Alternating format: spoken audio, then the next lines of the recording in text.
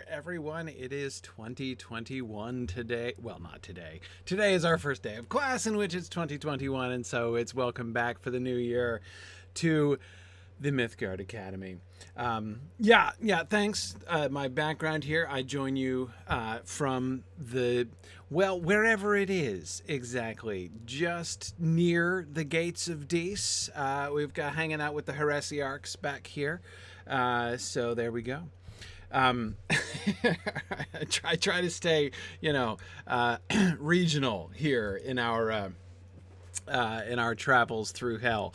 Tonight is going to be kind of interesting because we're going to finally get to the part of hell where actually snowballs would have a challenge, right? I mean, so far, one of the things I know that struck me when I read Inferno for the first time was, where's all the fire? It's the majority of hell actually is really reasonably temperate. Flames. I was expecting more flames. Had to admit, I was expecting more flames.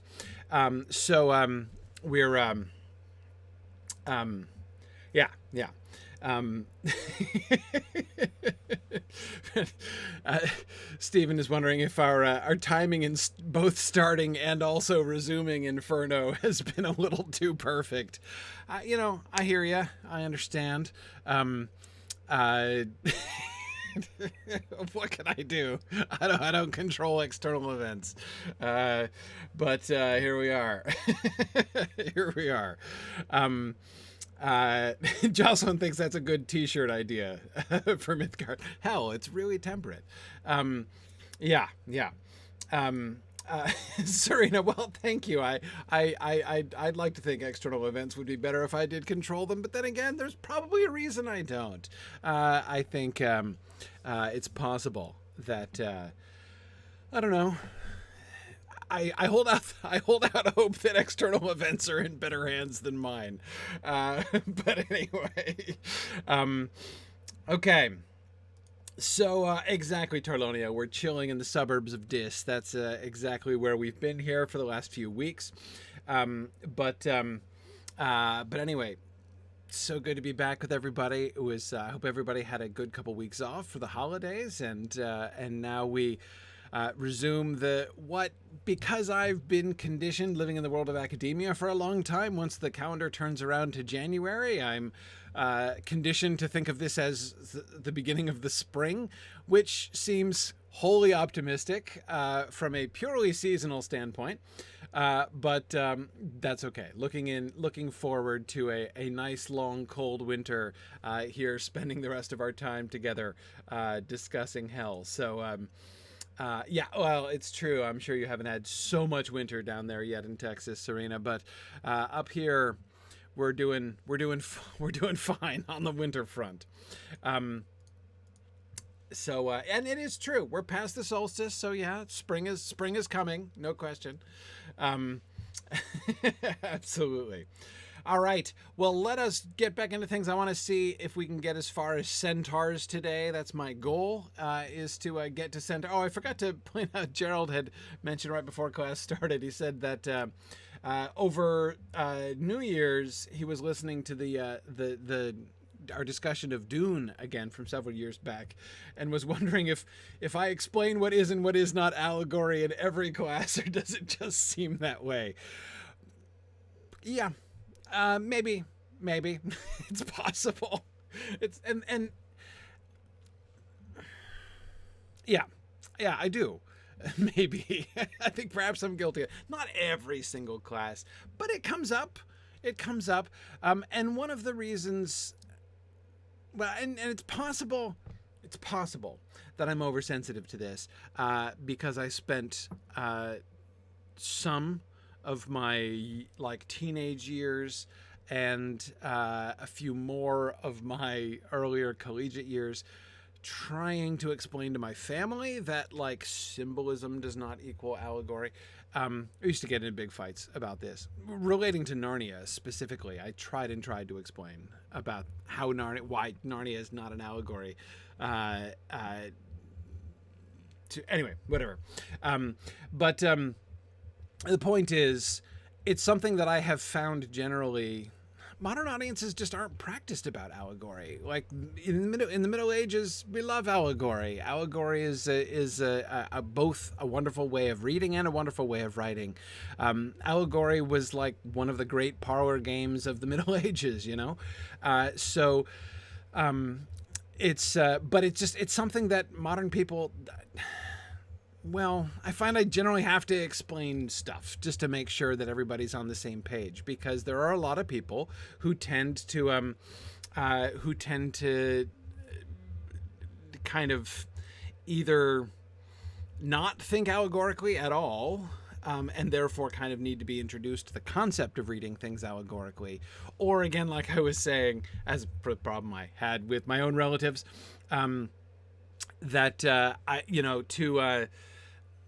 kind of take anything that is in any way sort of symbolic or I don't know, almost even mythic, and to sort of say, oh, that's allegory. So anyway, it's complicated, but Stephen is wondering if maybe explaining allegory versus symbolism was a sin, and now I'm doomed to do so ever more perfectly, perpetually. Maybe, Stephen. I'm not sure if, being locked in this cycle class after class is what hell or what heaven looks like for a professor. You know, it kind of could be either way, honestly. So I guess we'll have to see. And Sarita says, if it's a sin, I'm guilty of it. No question. I'm not going to be able to get off on that one. Yeah. Oh, Jocelyn. Yeah, great. Jocelyn said she's going to do the Dune class before seeing the new movie. I'm looking forward to seeing the new movie. That'll be fun. Okay, but anyway. All right. Let us jump back into the text, because we had just finally gotten inside the gates of hell. So you'll remember that several weeks back when we last met, we were discussing Virgil's failure, right? When Virgil gets turned back at the gate and the two of them end up awkwardly kind of shuffling their feet and making awkward conversation while they're waiting to be rescued by the angelic being who finally comes across, well, sort of walks on top of the swamp, right? The swamp of Decent, the swamp of the Styx, rather, and opens the door for them. And we were talking about how, what seems to be, it seems to me anyway, to be a pretty clear correlation between the sort of failing in purpose of Virgil, right? That is, like, he's supposed to guide Dante down and he fails, right? He can't get through the gates. But at the same time, he's just what seems like a failure morally in basically egging Dante on to commit the very sin that the people around him are being punished for committing. And that just doesn't seem like, it's just not a good look for Virgil. And then, of course, in that context, while they're passing time waiting to be rescued, Virgil tells this sketchy story about how he was made the errand boy or the errand shade, rather, of a sketchy pagan necromancer. So, it's these three things in a row which kind of reduce Virgil to some extent. And it's interesting to me that I think what we'll see in these next few sessions is that we don't get any obvious fallout from that. I don't detect, I don't know if you did, I don't detect any alteration, really, in Dante's relationship with Virgil, or sort of Virgil's status. But I'm still just kind of interested to sort of bank it, right? And we'll see if it kind of pays off at some point later on. It might not be until after the end of Inferno, of course, conceivably. We're going to have Virgil again in the Purgatorio. So in only discussing Inferno here, we're only discussing sort of half of the Dante and Virgil story in the Commedia. But anyway, yeah, Stephen is saying that reason alone isn't enough to guide, people past all sin. Dante needs more directly heavenly help. And Stephen, it's certainly true that it is, it is the direct call and the authority from heaven, which has certainly enabled this whole thing in the first place, right? That's been certainly a primary emphasis. So yeah, I mean, allegorically speaking, is Virgil, I think he's associated with reason. I'd have a hard time just equating him with reason. I mean, I would think if his guide were to be reason in an allegorical sense, right? If we're having sort of the soul guided by reason through the first stages and then, brought to divine enlightenment, that is in the person and the guidance of Beatrice, who's going to guide him through Paradiso. It's possible, of course, that Virgil represents that. Virgil is certainly associated with reason in some ways, but I think also in a sense Virgil himself, as the poet, is more than just a reasoner, right? So I'm not sure but anyway, Stephen, I do think that that's a part of it. I do think that that's a part of it. Yeah. Anyway, okay. So let's, once we get inside the gates, though, whom do we meet?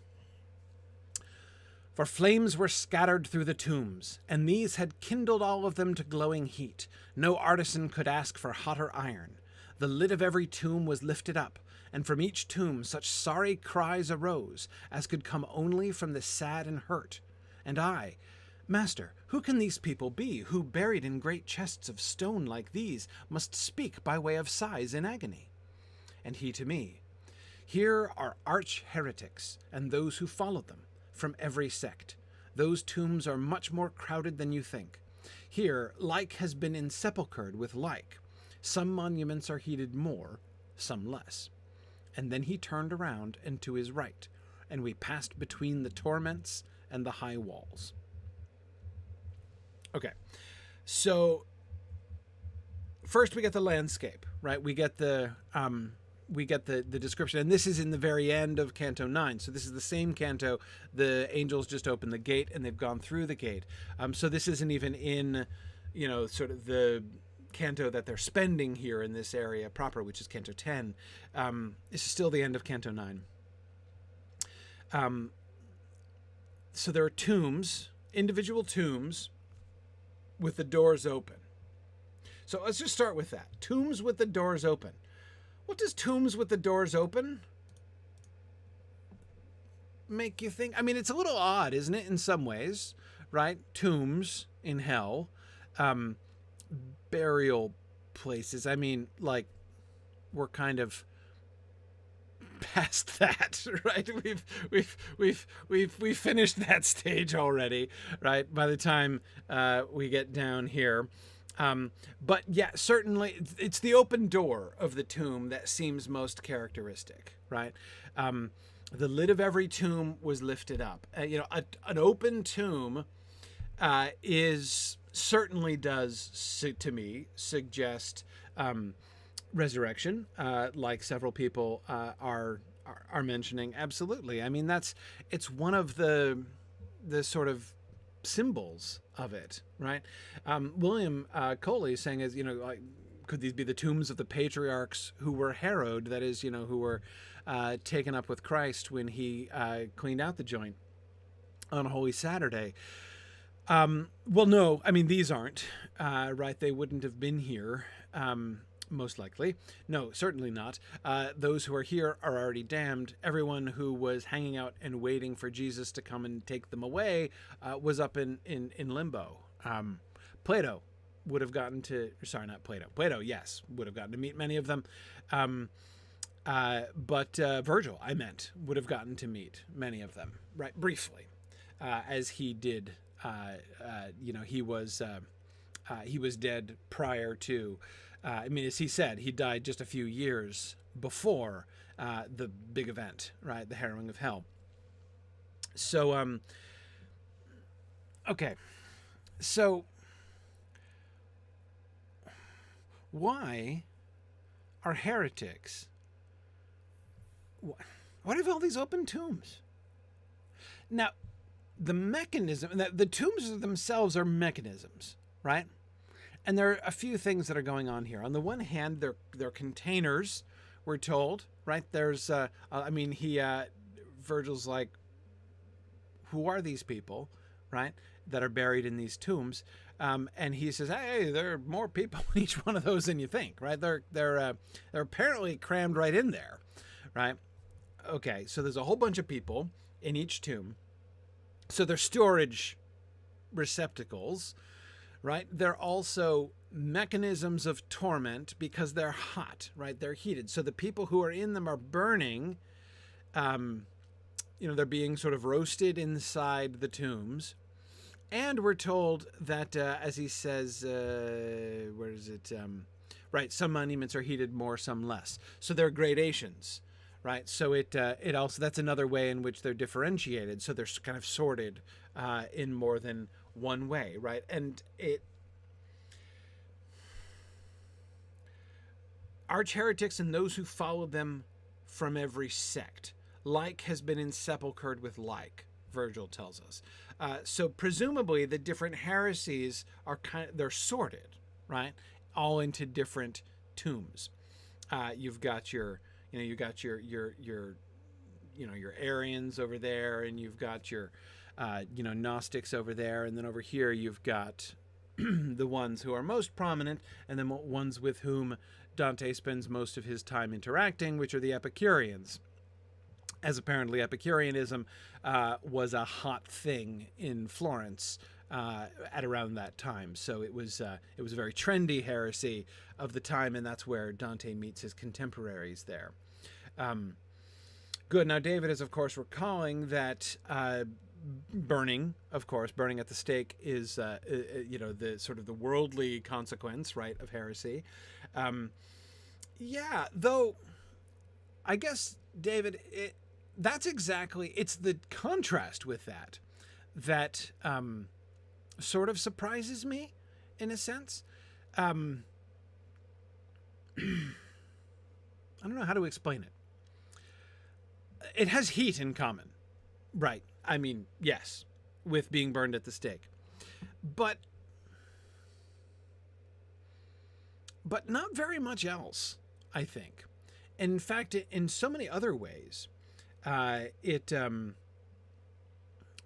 seems very significantly different. First of all, you have all these people who are stored away from sight. Being burned at the stake is a public display on purpose, right? This is sort of the opposite of that. Jameson says it's like the tombs are the heresies themselves. I rather like that, Jameson. That seems to me to work pretty well. And that would explain, of course, why some are heated more and some less, right? It's not merely a kind of external, as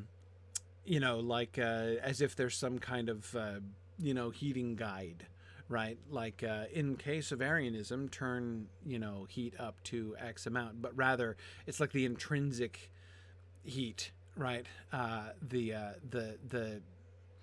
That's the very nature of that particular heresy, right? Of that particular tomb. So identifying the tombs themselves. So the tombs are all separate tombs. So having gone to the grave, they find themselves in graves again, graves within graves. The heresies are themselves graves inside of death itself,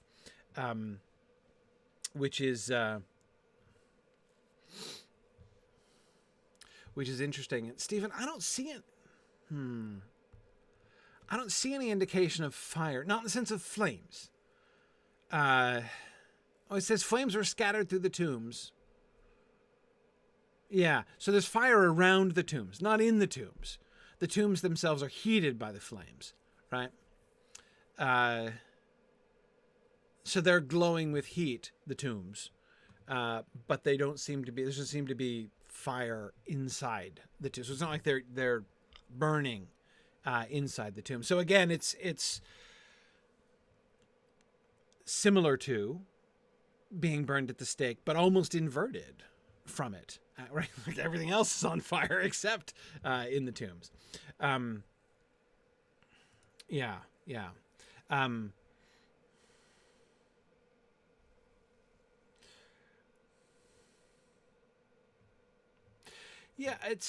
Jameson says it's like a reversal of resurrection because they explicitly were alive or saved, but they crawled back into their spiritual death.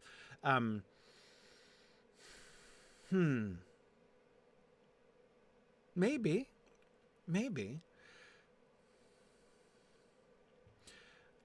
We're also told that they're waiting for all of them are waiting for the resurrection, right? Everyone is waiting for the resurrection. That is the resurrection of the body at the end. And when that happens, I think the doors are going to be closed, right? They're open until then. So it's explicitly, the opening of the doors of the tombs is explicitly linked to the resurrection, but that is an explicit inversion, Jameson, right?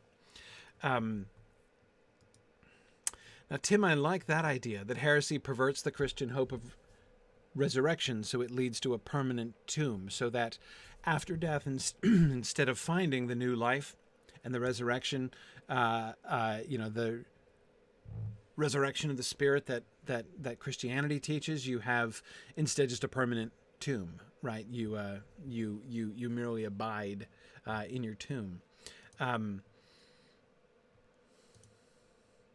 Yeah, I think I can get behind that. Yeah, Bruce adds that, of course, after the resurrection, there won't be any more heretics to add, so the tombs can be permanently closed. They're still open for new residents right now. Yes. I don't. They do pop up, right, to speak to Dante and Virgil, so it's possible to do that. I don't think they can leave entirely. Yeah,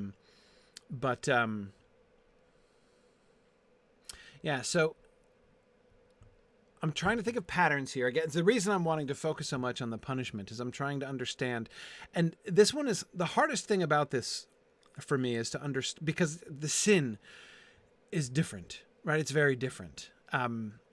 We've seen gluttony, we've seen lust, not in that order. We've seen avarice expressed in a couple different ways. We've seen wrath. Now we're getting heresy, which is different in its quality. And so what do I mean by that? It's not only different. Before we were talking about diverging from the 7 deadly sins, right? Here, we're not only diverging from the 7 deadly sins, we're on a completely different sort of rationale, right?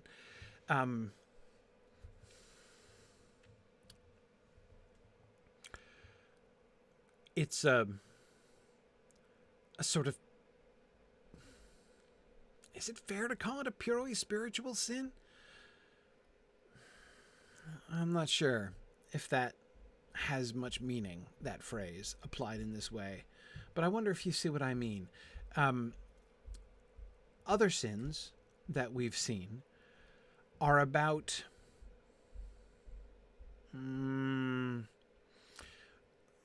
relationship with normal feelings and actions, right? Which are skew.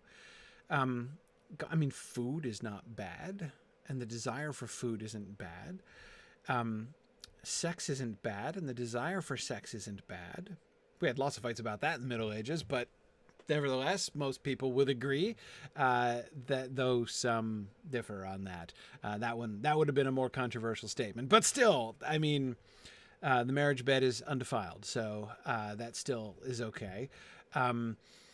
the money again, that notice it's only the prodigal and the miserly that we saw.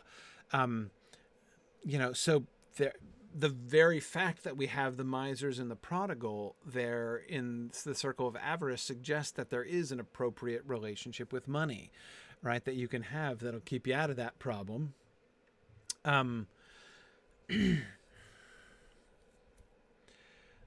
Heresy is different, right? It's a different kind of thing entirely than how you interact with or act towards, these everybody feels anger sometimes, everybody feels desire, everybody feels hungry, right? But there are right and wrong ways to deal with that, and there are appropriate and inappropriate, occasions for those things. They can be excessive, or they can be, they can be on one side of a spectrum of excess or the other, right? Like miserliness and prodigality. Or they can be appropriate or inappropriate, right? Like even a very modest and shamefaced sexual desire for somebody else's wife is not a good thing, right? It doesn't matter how temperate you are about your sexual desire for somebody else's wife, it's still a bad idea. But so again, whether you're thinking about this from an Aristotelian standpoint or you're thinking about this from a more Augustinian standpoint, it's still about like how you relate to these particular kinds of desires.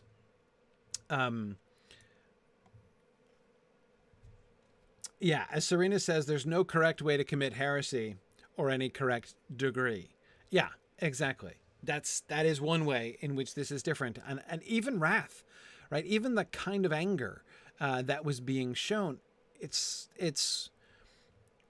there could be, in fact, I think, sort of appropriate directions and inappropriate measures and for that kind of thing, right?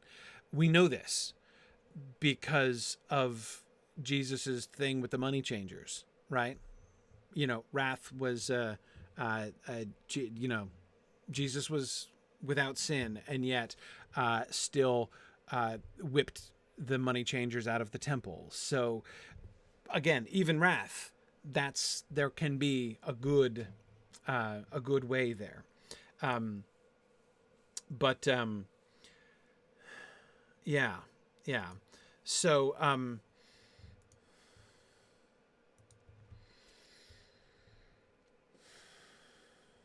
that is one way, Serena, in which heresy differs from the other sins.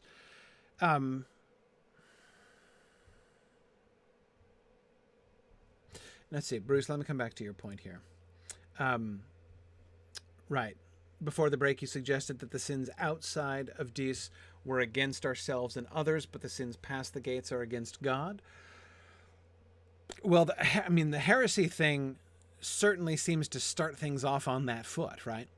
That it becomes much more directly about people's relationship with God, right?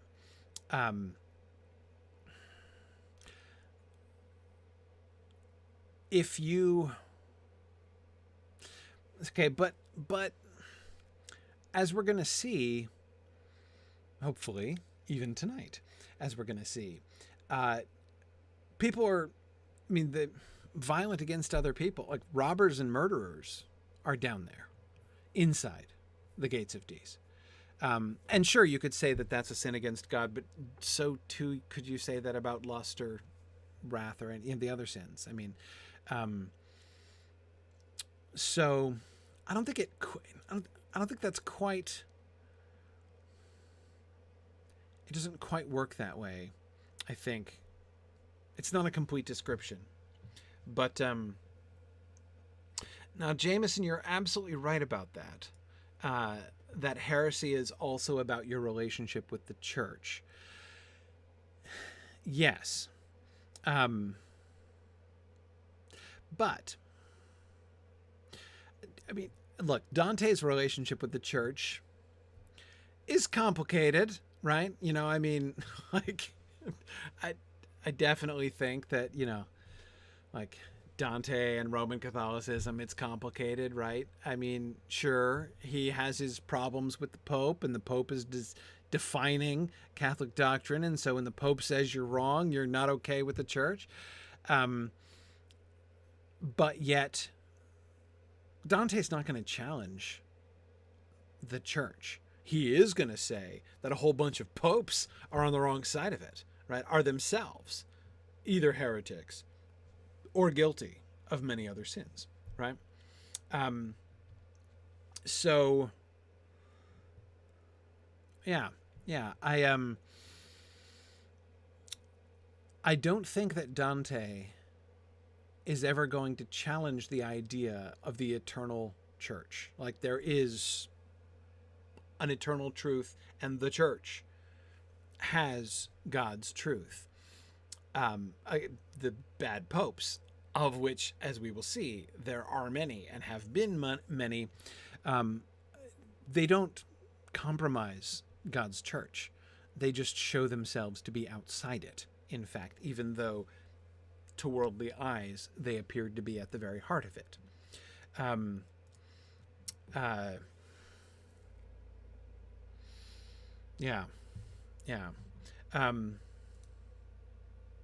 Right, Stephen says, think of the contrast between the heretics and the pagans. The pagans were merely ignorant, while the heretics knew part of the truth and therefore were more responsible for their wrong beliefs.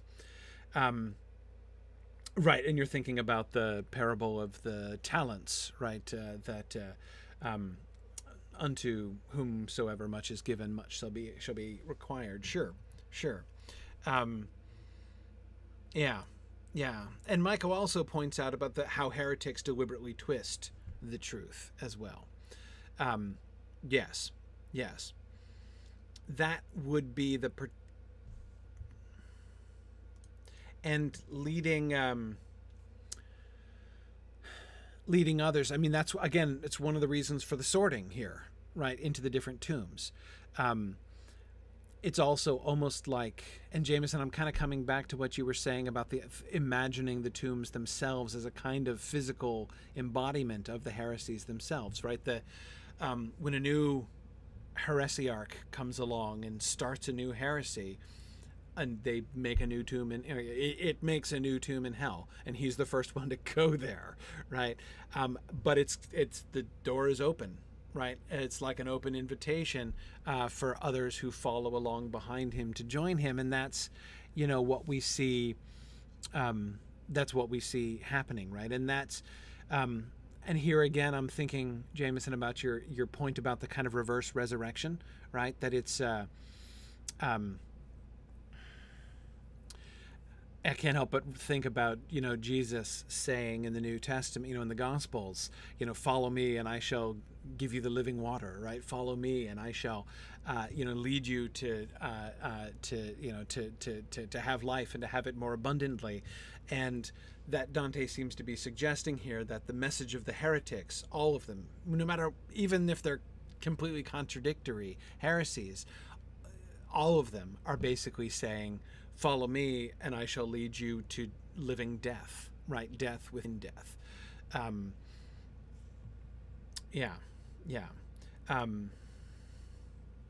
Yes.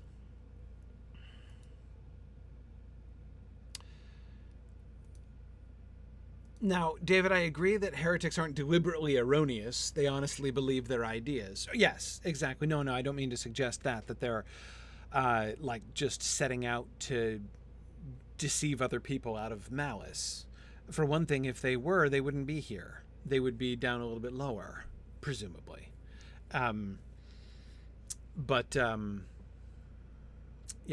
As I don't think malice is exactly what these people are being punished for exactly. Well, we'll see a little bit more as we go forward, but maybe that's enough to sort of start off with. O highest virtue, you who lead me through these circles of transgression, at your will, do speak to me and satisfy my longings. Can those who lie within the sepulchres be seen? The lids, in fact, have all been lifted. No guardian is watching over them. Dante points out the interesting, or sort of implicitly asks the interesting question, why don't they get away? I mean, like, the door's open, right? And that would seem to me to be part of the punishment, right? Anyway, and he, to me, they'll all be shuttered up when they return here from Jehoshaphat, together with the flesh they left above. So after the resurrection of the body, up in which is going to take place in a particular spot up in Israel, then they'll return together with the flesh they left above. Within this region is the cemetery of Epicurus and his followers, all those who say the soul dies with the body. That's the particular region that they're in here, the particular tomb that they're talking about. Stephen, that's a really good thought as well. Stephen is remembering Jesus's words in Matthew 23 in his wonderful, fiery "Woe to you, scribes and Pharisees, hypocrites" chapter. By the way, that chapter is like one of the reasons I prefer the King James, just because it's awesome. I love the rhetoric in that chapter, man. But anyway, he's remembered them being compared to whitewashed tombs, to whited sepulchres. Yes, exactly. Yes, who look fair on the outside, but but inside are full of dead men's bones and all uncleanness. Yeah.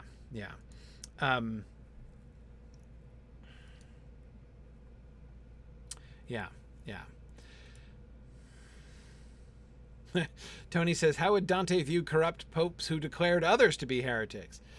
Well, I mean, if they're declaring people, wrongly to be heretics, that's very bad. And based on where we see popes, I think it would depend on what his motivation was. If it's because the pope is himself heretical, he'd be here. We see a pope here among the tombs. Dante's going to see a pope. So yeah, if the pope is himself heretical, then yeah, here is where he would be. If that's what's leading him to declare non-heretics heretics, then it would be here. If there's some other reason, as for instance, money, right? I mean, if he's, if this is part of a money grab on his part, which was not unknown, then there's another place where he'll be, and we'll meet a whole gang of popes down there later on.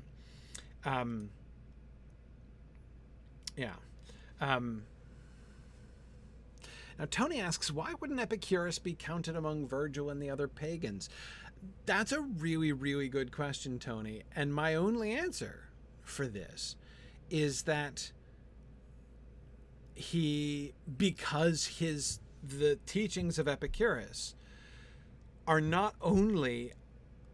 they're not merely a pagan idea, right? He's the founder of a heresy which misleads many Christians, which leads many Christians, like many of Dante's Florentine contemporaries, apparently. How does that, I don't know, Tony. I mean, it seems to me an inconsistency too. I mean, Epicurus himself was not a heretic in the same way. I mean, he was just a pagan, right? He believed things which were wrong, but so did a lot of the pagans that are up in limbo, right? What makes his beliefs in that way, different.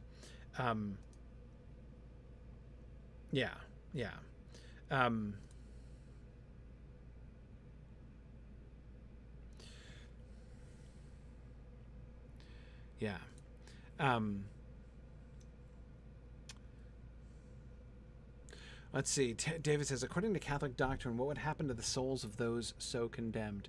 What, you mean like if there were a heretical pope who were declaring Orthodox people heretics? According to the same logic of what I was saying earlier about like how he can be condemning popes without condemning the church. It basically that same thing would apply. I mean, God is perfectly capable of sorting those things out, right? He knows the difference, and you know, the misuse of the keys of Peter is a much bigger deal for the one who is thus misusing them than for the people who are the victims of the misuse. That's not so big a deal. Okay. Yeah. But David, yeah, I agree. I mean, the charge of Saint Peter is a big issue here. But here's one thing that I would say. Popes are not infallible. Popes are not infallible. The doctrine of infallibility of papal declarations, not all papal declarations by any doctrine, but of, ex cathedra papal declarations, is a modern doctrine. That's not a medieval doctrine. There was no medieval doctrine of the infallibility of the Pope. So just a lot of people, there are a bunch of things which are actually modern Catholic doctrines, which get, yeah, exactly. The 1870s. I think that sounds right to me, Michael. It's only been the last 100 years that doctrine has been in place. There are a lot of doctrines like this that are sort of very famous, and people think of them as very medieval ideas that have somehow survived into the modern era, which actually were never formalized until the modern era. There's several Marian principles as well that are like that. I'm not trying to be cryptic, to mention one of them, the doctrine of the ascension of the Virgin. So the idea, the doctrine that Mary did not die but ascended directly into heaven, after Jesus' ascension. That's an idea that exists in the Middle Ages. It's not like it was invented in the modern era, but it was not official doctrine of the Church until, again, the last, I forget exactly the date of that one, but it was 19th or 20th century, that one as well. And you can see non-heretical, perfectly orthodox medieval treatments of the deathbed of the Virgin Mary, like that many believe that the Virgin Mary died. So the idea, just several examples of things like that, which are modern ideas. Anyway, okay. Yeah. Well, okay. So Michael, don't forget. Michael said that Epicurus wasn't even pagan. Yes, he was. Okay, by these definitions. When I'm using the word pagan, I'm using the word pagan in the way that the medievals tended to use that word, which just means non-Christians, basically, especially historical non-Christians. I'm using that word in a very imprecise way. Understand? So So yeah, he was totally a pagan by these medieval, by the medieval terminology. Yeah. Okay.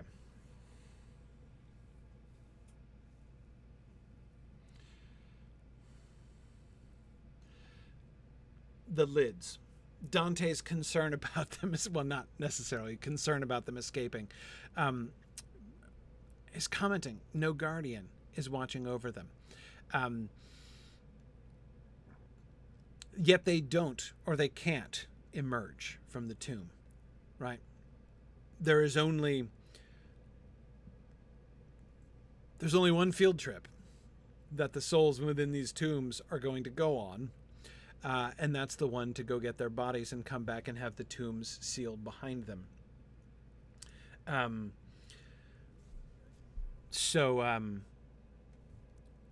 They can't escape. Is this part of their torment, that they can see, the way out, but that they can't go?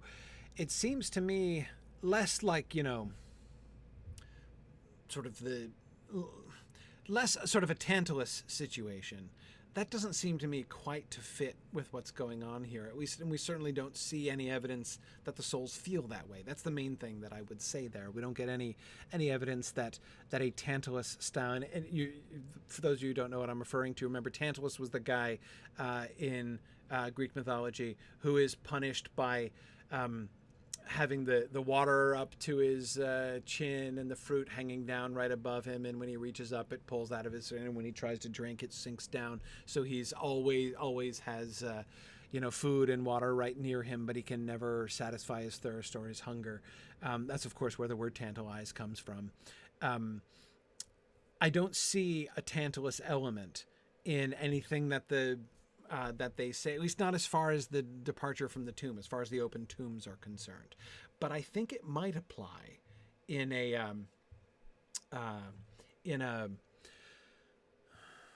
don't know, more metaphysical way.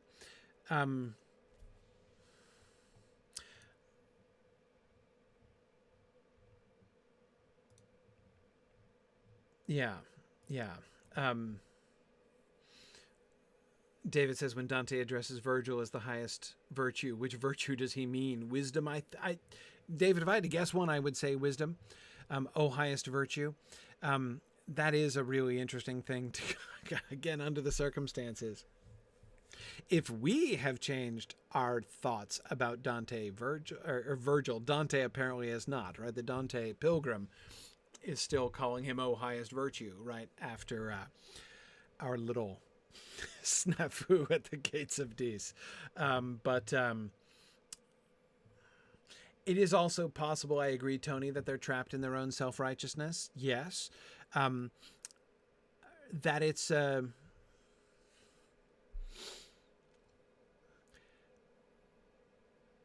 part of it would fit the pattern that we've seen before. The pattern that we were noticing in the other circles is that sort of the spiritual choices that people were making in life, the sinful choices that people were making in life, they have been doomed to sort of escalate and repeat, either deliberately, either sort of directly or more generally symbolically. Directly in the case of the wrathful, who are always beaten on each other, but more indirectly, and with the people rolling stones or tumbling around in the wind. But here too, if following the heresiarch, right? If turning away from following Jesus towards,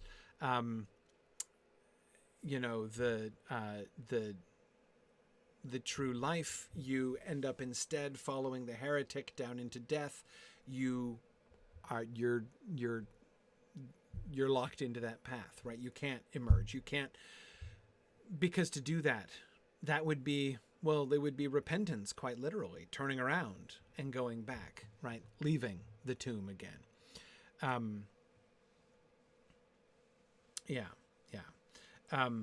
Now, Serena, Dante is interested in wanting to look in and talk to the shades therein.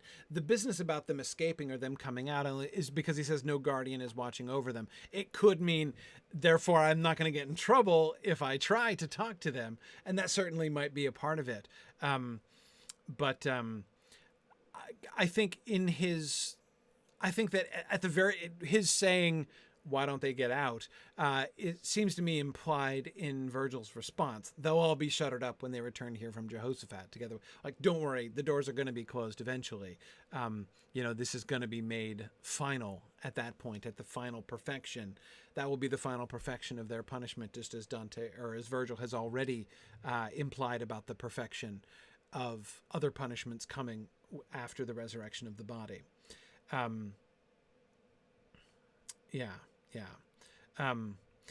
Good. Sarah, excellent, is recalling their throats are open graves, their tongues practice deceit, the poison of vipers is on their lips. Yes, the open graves you're thinking of, right? As being sort of the fit symbol in that way. Yeah, sure. Anyway, let's meet some of the shades. At this there rose another shade alongside, uncovered to my... So there's this one guy who's yelling at him, right? Who turns out to be Farinata, one of the guys that Chaco was talking about up in Circle 3. At this there rose another shade alongside, uncovered to my sight down to his chin. I think that he had risen on his knees. He looked around me, just as if he longed to see if I had come with someone else. But then, his expectations spent, he said in tears, "If it is your high intellect that lets you journey here through this blind prison, where is my son? Why is he not with you?" I answered, "My own powers have not brought me. He who awaits me there leads me through here, perhaps to one your Guido did disdain." His words, the nature of his punishment, these had already let me read his name. Therefore, my answer was so fully made. He recognizes this guy, right? He figures out exactly between his words, his reference to his son, his assumption that his son would be along with Dante, is Dante's intellectual peer, the nature of his punishment, the fact that he's being punished with the Epicureans. Dante's like, I know who this guy is. This must be Cavalcante di Cavalcanti, right? Absolutely. Because, of course, his son is Guido Cavalcante, who was one of the other great poets I don't know if it's quite right to say that he was, the sort of the Florentine Marlowe to Dante's Shakespeare, but he was one of Dante's, in Dante's poetic circle, one of the other famous poets in Florence at the time, and someone Dante was closely associated with. So there seems to be, and this is his dad, right? His friend's dad here.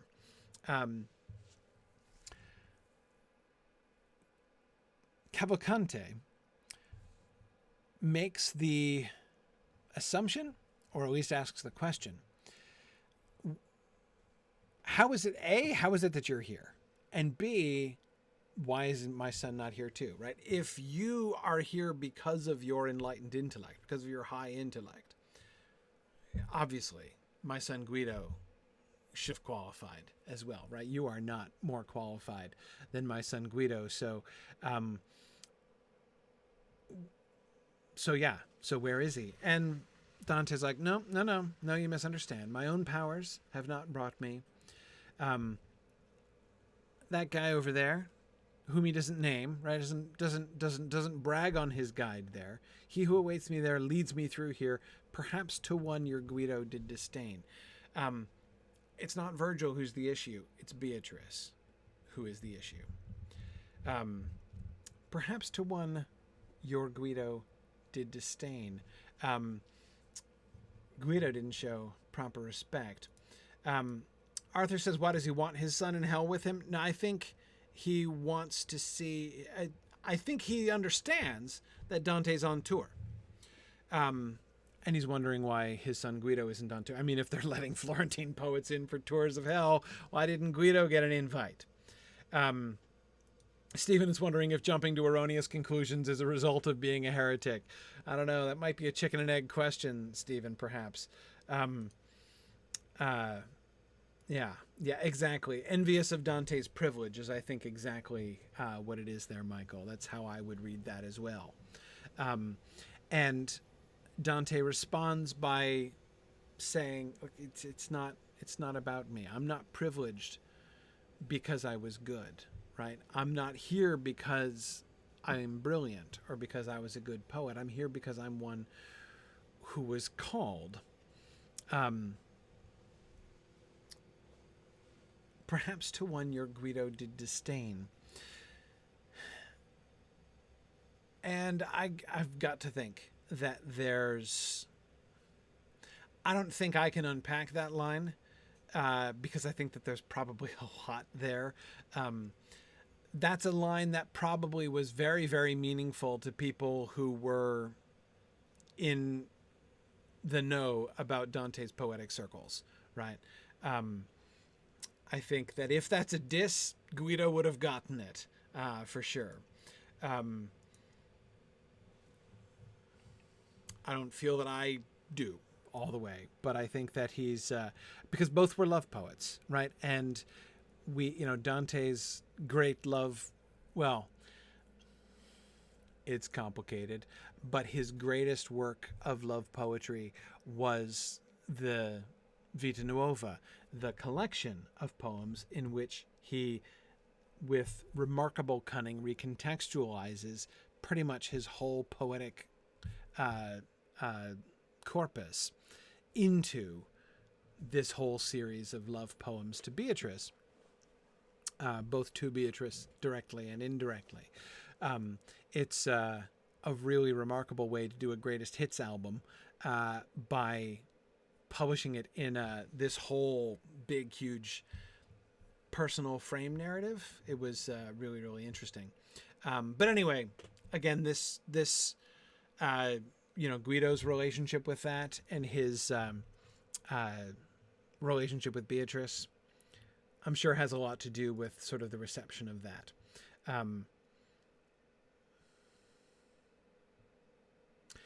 Let's see, Bruce. Now, it's possible. It is possible to read that the one Virgil, of course, he's just talked about Virgil, and Virgil is leading him to Beatrice. Beatrice, of course, in turn is going to lead him to God, right? So ultimately, the one to whom he is being led is God himself. And it is very possible that Guido, like his father, has disdained God himself, right? That Guido is a heretic and has left the path just like his father did. It seems to me, I think it's more likely he's referring to Beatrice, but I'm not sure we necessarily have to choose there. Yeah, and David, I'm not sure. I certainly don't know enough to judge between translators. David is saying that the Longfellow translation seems to imply that it was Virgil that Guido had in disdain. Possibly. What I like to do, David, when I'm confronted by two warring translations that I don't know enough to adjudicate between, I have two options.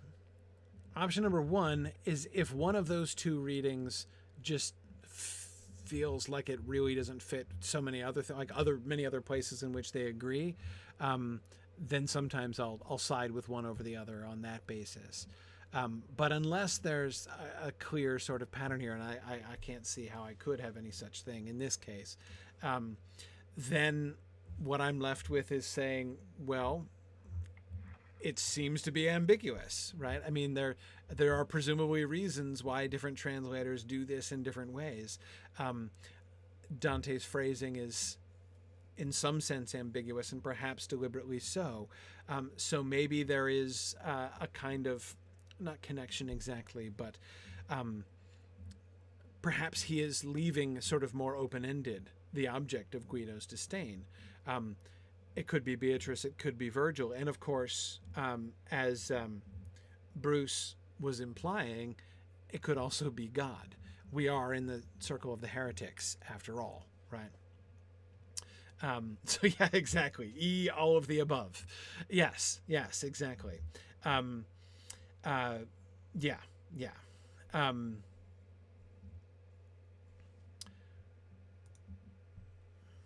Yeah, and Stephen, I agree. Though the shades are insepulchred together, they certainly don't seem to have much fellowship or communion together. No, they're not. They are a discordant bunch. Again, each tomb is like a little anti-church, right?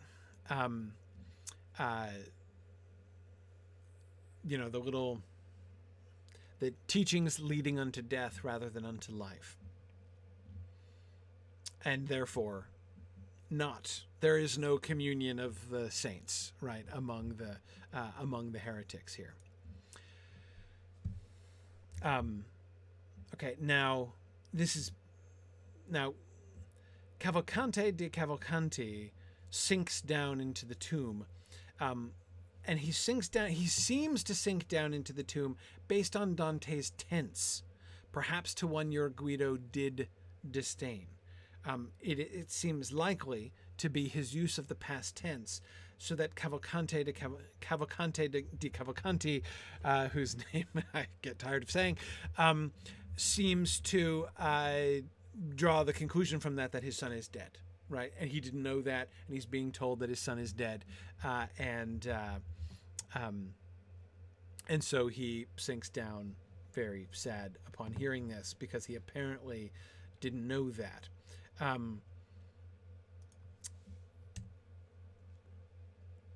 So Dante talks to Farinata. "Ah, as I hope your seed may yet find peace," I asked, "so may you help me to undo the knot that here has snarled my course of thought. It seems, if I hear right, that you can see beforehand that which time is carrying, but you're denied the sight of present things.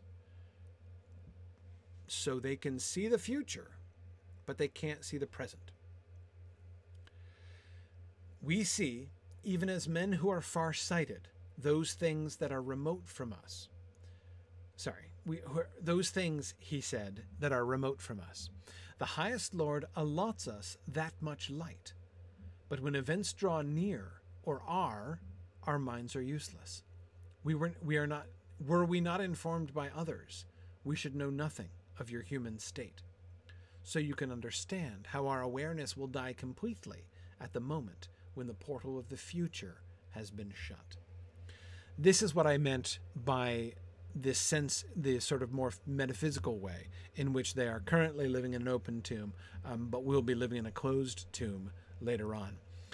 Their entire awareness will die completely. They are not aware of the present, right? They will have no more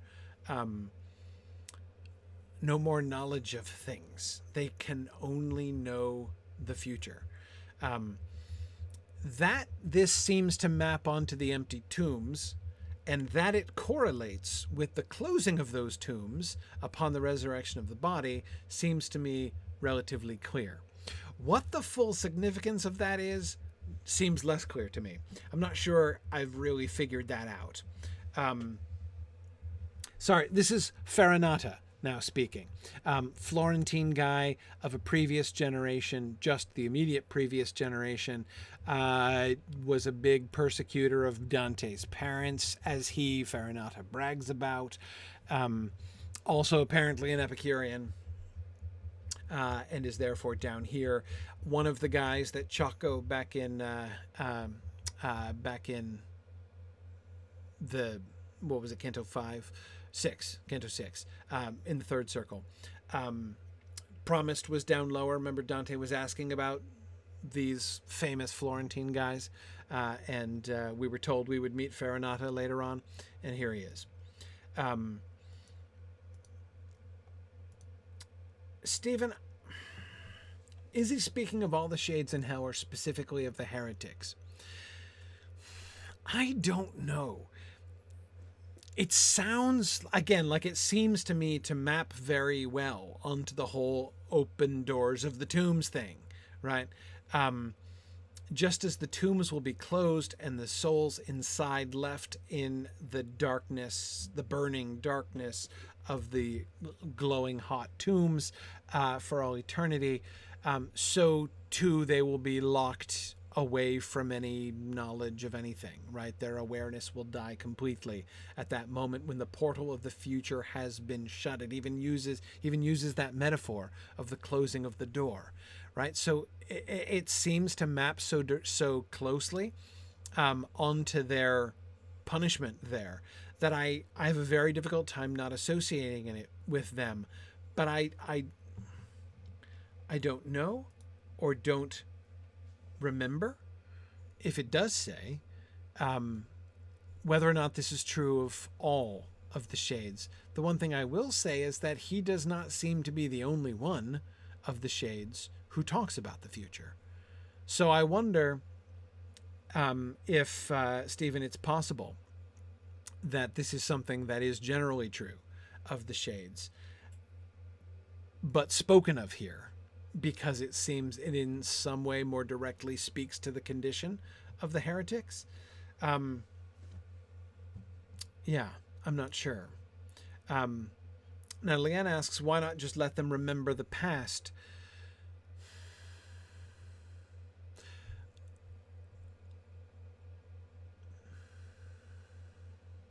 You mean, okay, I think I see what you mean. That it might seem that if these souls are being punished, thinking back, being forced to think back over their sins would be the move, rather than giving them a vision. Like, why should God give them vision into the future at all? Right? It's not a question of why should he take it away, but why should he give it to them in the first place? I'm not sure if this is right, Leanne, but here's my impulse about that. My impulse would be to say, reflection back on the past is more of a purgatory thing than a hell thing. If you spend all your time reflecting on the past, you might repent. Right? I mean, you might see the error of your ways. There's a chance that that could be instructive in a positive way. Instruction is not what's going on down here. Right, I hear what you say, Leanne, that in some sense the future, the knowledge of the future seems a bit gratuitous, like a freebie. I agree with you. It does seem a bit like a freebie. Certainly something, Leanne, that it would seem that God has gone out of his way to give the souls down here, right? And I don't know why exactly. I don't think I can explain that, why he's done that right off. But I would say, again, reflection on the past is about repentance. And, Solly on YouTube says, why is there no repentance in the afterlife? They can't repent in the afterlife. It's too late. Hell is a steady state system. It does not change. Well, that's not always true. There are changes. But the people don't change. And the people don't repent. Possibly tormenting them with a future that they can't share. Yes.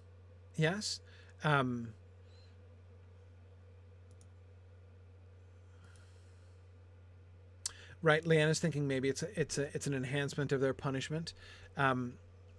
Right, except you're right, Leanne. The fact that it goes away at the Last Judgment instead of becoming perfected at the Last Judgment, right? That seems to be counter to the whole perfection of punishment, right? That we've seen for the resurrection of the body.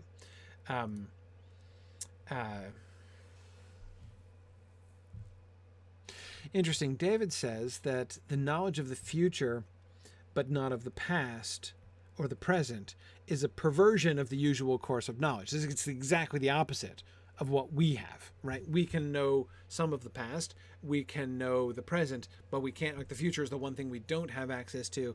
And for these guys, it's the only thing they have access to. So we can see another inversion, which at least among the heretics might seem to make some sense, possibly, as David says.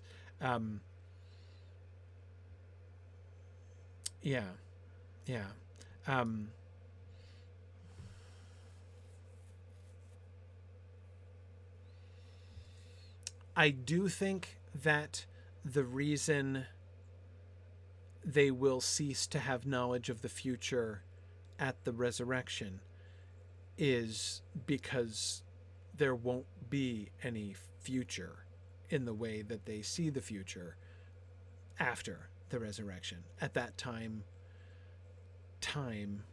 will cease in the sort of normal way.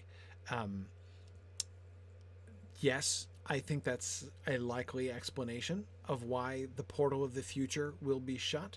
It's not just that that's the point at which God decides to say, okay, your gift of seeing future is going to stop. This is the expiration date, but rather there will be nothing else to see. There will be no more future. Just as, remember, we were talking about this, I think we were talking about this. Another, we were talking about things like faith, hope, and love. This is why faith and hope are temporary, right? Because the time will come when there's no question of the future. Love will remain, but faith and hope, both of which are oriented towards that which is unseen and that which has not yet happened, will no longer be. Yeah. I think so. Okay, I'm skipping lots of political stuff, of course, with Farinata. Sorry. Here's the end of the canto. He moved ahead, and as we made our way, he said to me, "Why are you so dismayed?" I satisfied him, answering him fully. And then that sage exhorted me, "Remember the words that have been spoken here against you. Now pay attention." And he raised his finger. "When you shall stand before the gentle splendor of one whose gracious eyes see everything, then you shall learn from her your lifetime's journey." Following that, his steps turned to the left, leaving the wall and moving toward the middle, along a path that strikes into a valley, whose stench as it rose up disgusted us. So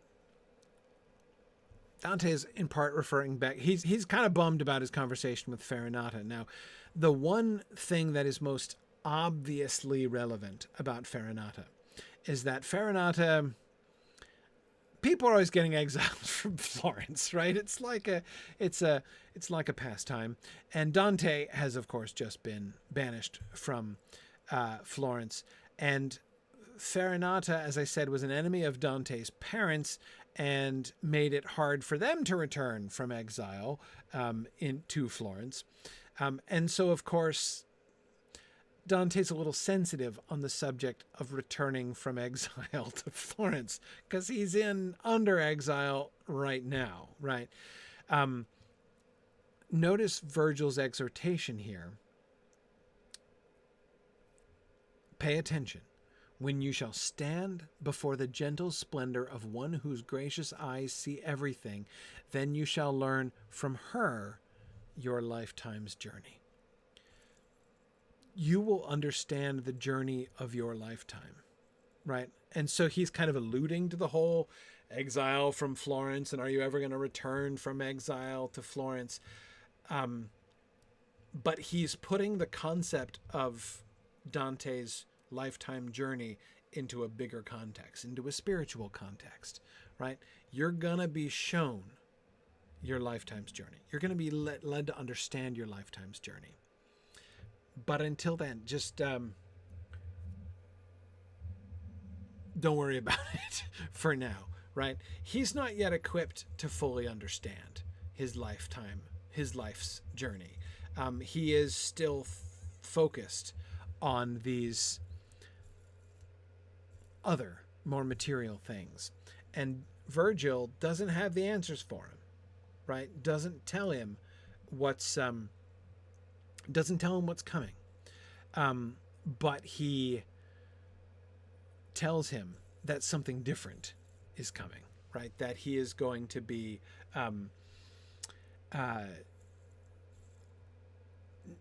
it's not that his journey is going to be changed, except it is. But the whole thing is going to be recontextualized for him. Maybe Dante, maybe allowing yourself to be led to despair or even concern by one of the people in the, speaking out of the burning hot tombs of the heretics is maybe a bad idea, right? Let's hold out for something else. And yeah, Stephen says those in hell can see the future, but maybe can't interpret it entirely correctly. Also very likely. And again, you're gonna follow along with the declarations of one of the heretics who's, undergoing the torment that's described here. Not sure that seems like a great plan. As again, I think that Virgil is trying to remind him here. Okay. But it reeks, right? I mean, they've come to the edge of another cliff and they're looking down over the lower regions of hell, the final 3 circles of hell, 7th, 8th, and 9th circles of hell. And it smells horrible. It smells so bad.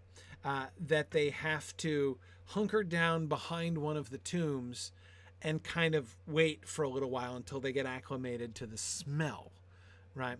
And while they do, they have the philosophical conversation, which takes up all of Canto 11, as they reacclimate, as they acclimate themselves to the next stages. And Dante is asking questions about what they see. So Virgil's explanations. I'm mostly going to go through these, I hope, fairly quickly and just kind of do some commentary as we go here. My son, within this ring of broken rocks, he then began, there are 3 smaller circles. Like those that you are leaving, they range down.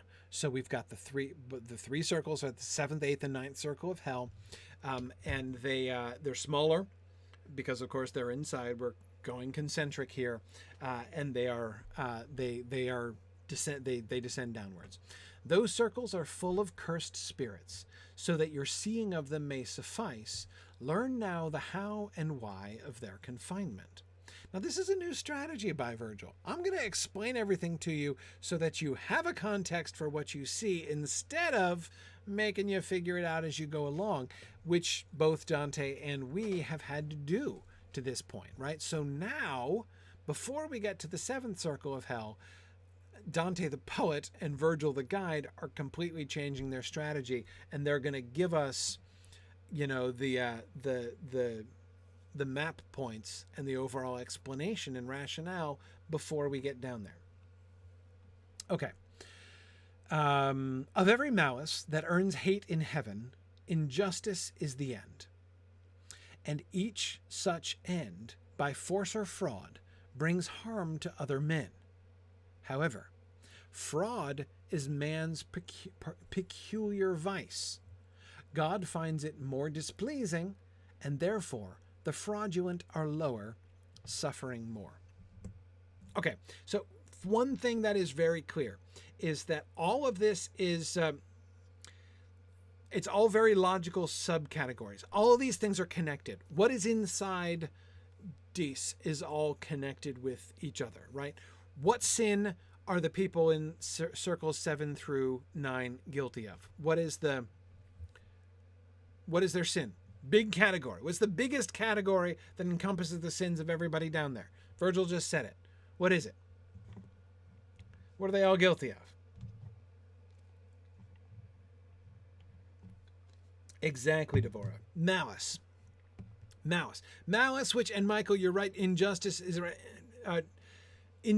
the end of every malice that earns hate in heaven, right? But so malice is what they're guilty of.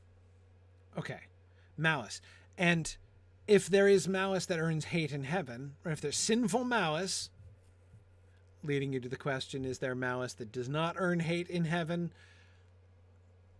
I don't think so, but anyway, the malice which earns the hate of heaven, its end is injustice. That is the natural consequence, the natural fruit of malice, right? Now, but there are 2 different categories.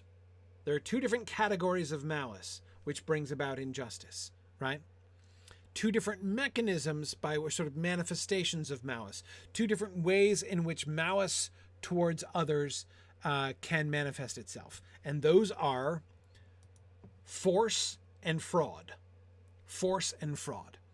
If you're malicious, you're either going to attack somebody, right, with force. You're either going to be violent against somebody, or you're going to defraud that person. So force and fraud are the 2 subcategories of malice. By the way, we love this kind of thing in the Middle Ages, right? There's a well taxonomized system is just a thing of beauty. We just love that in the Middle Ages. So, okay, malice, force or fraud.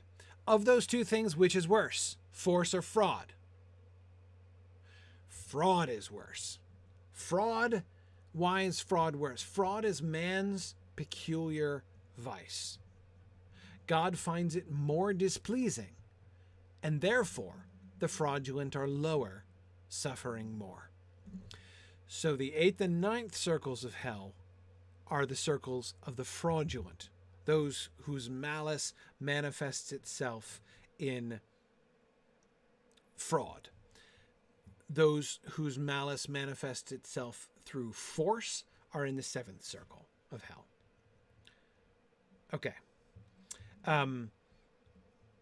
Jennifer says heretics aren't fraudulent. Wonderful question. No. Apparently not. Apparently not. Yeah. The heretics are not part of the system. They're not guilty of malice. They're not guilty of malice. They're not in circle 7 through. They're outside it, but inside it. They're inside the gates, right? But they're outside these rings.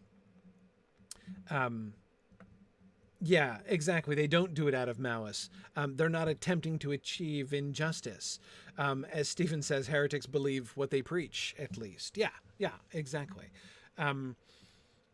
Exactly. That's why they don't seem to be guilty. I mean, they're standing like, among the heretics looking down, and he's describing what they haven't been to yet. Now, by the way, this introduces an interesting distinction, right? A different way to categorize the sins that we've already seen. So I guess not malice, right? These are the sins of malice. The others are the sins not of malice. Outside the gates of these, lust, not malicious. Gluttony, not malicious. Avarice, not malicious. Wrath? The sullen folks? People beating up on each other and biting each other's faces? Not malicious. I'll have to think about that one more. We're going to get to, soon, the circle of the violent against others, which is what we see happening full time, right? I mean, there's a continuous brawl, violent against each other up in the swamp, right? How is that different? How's that different here? How's that different than here?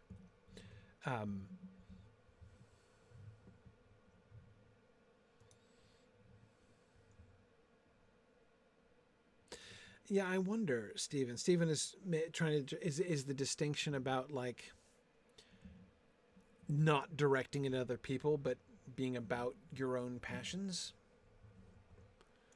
When your violence says more about you than it says about your thoughts about other people. Of every malice that earns hate in heaven, injustice is the end. The end, like the goal, not just the fruit, as I said before, but the goal. You are attempting to achieve injustice. Yeah. Well, Mudmore, I agree that avarice can be malicious if you're so greedy that others starve. And of course, we'll see people actually like that. Down in the circle of the violent is not just going to be restricted to people who actually physically beat on other people or kill them. There are other more indirect manifestations of violence against others. But I mean, there's no question that those who are being punished in the upper circles, other people suffered as a consequence of their sins, right? I mean, that's going to be true, yes, of some of the, misers and prodigal, but of the others as well, right?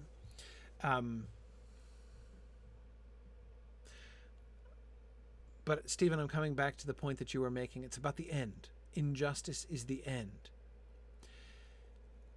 You may be oblivious to the needs of others, like your miserliness, if you're a miser, right? Your miserliness may lead you to be oblivious to the needs of others, but that doesn't necessarily mean that you are trying to harm, and you are harming others. It's not like you get a pass for that. Like, it's presumably one of the reasons that you're in hell. But injustice isn't the end of your action. The money becomes the end in itself. Hey, maybe that's the distinction. It's about the ends, right? Lust, gluttony, avarice, maybe even wrath. These things become an end in themselves to those people, and that's why they end up there. Whereas the people here, there is, Leanne, as you say, the intent to cause harm. Yeah. Now, Jennifer asks, what is the goal of heresy? Well, see, that's difficult. Again, heresy seems to me to be in this really awkward place, right? If you say that these are, you take these things which are themselves potentially good things, as we said before, right? And you make them an end in themselves, and they become distorted, and then you end up in hell, right? And then you've got those who use any number of different things towards the end of causing harm to others, right? Of their, the malice of which injustice is the end, the purpose. And then in the middle of that, you've got the heretics, right, who don't fit into either camp and are kind of weird.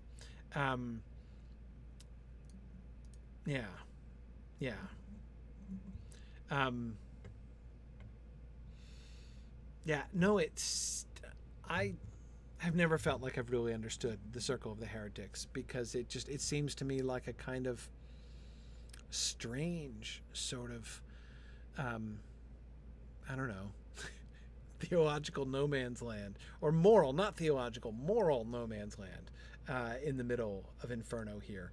Limbo 2 is kind of what it feels like to me, Jennifer. It feels a little bit like Limbo, and a little bit like the folks outside the gates of hell, right? The uncommitted.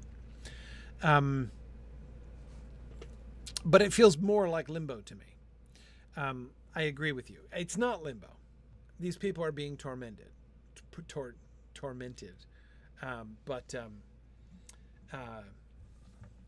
Yeah.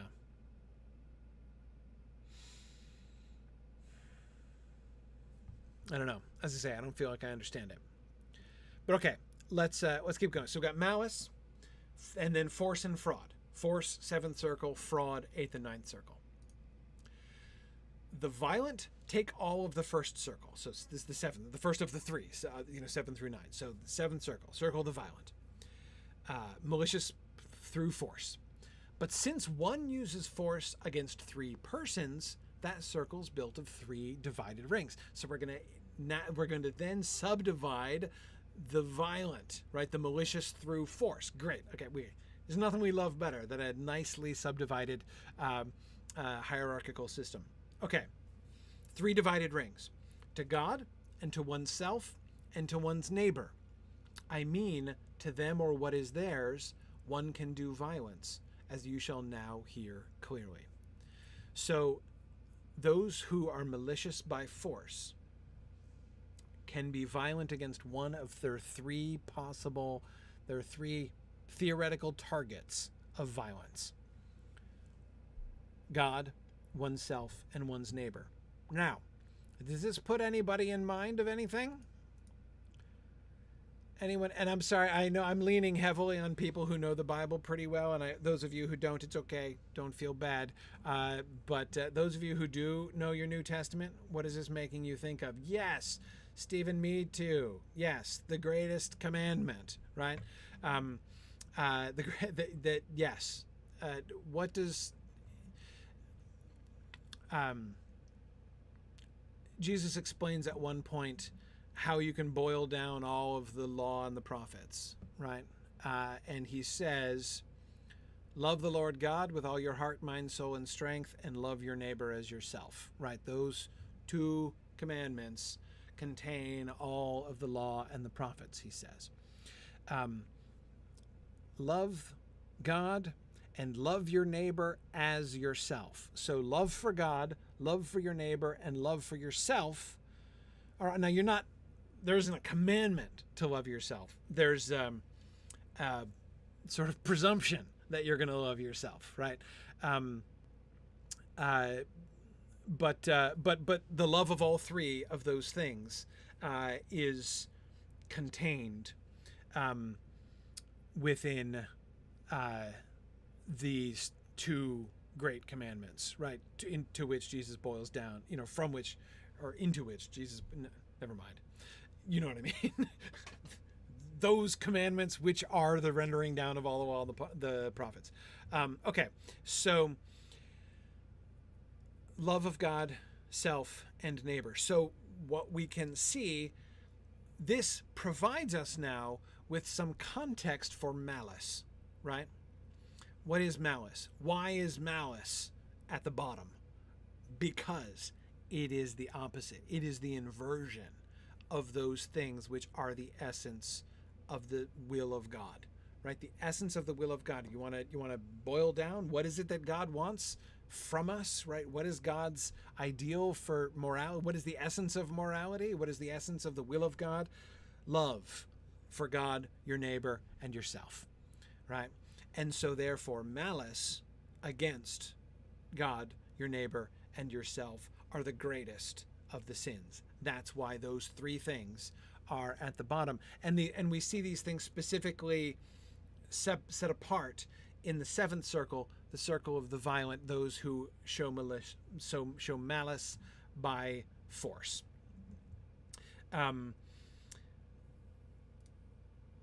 Yes, good. Stephen says the previous sins take something good and raise it up to become an idol. Like lust or romantic love, or the desires of the flesh, food and money.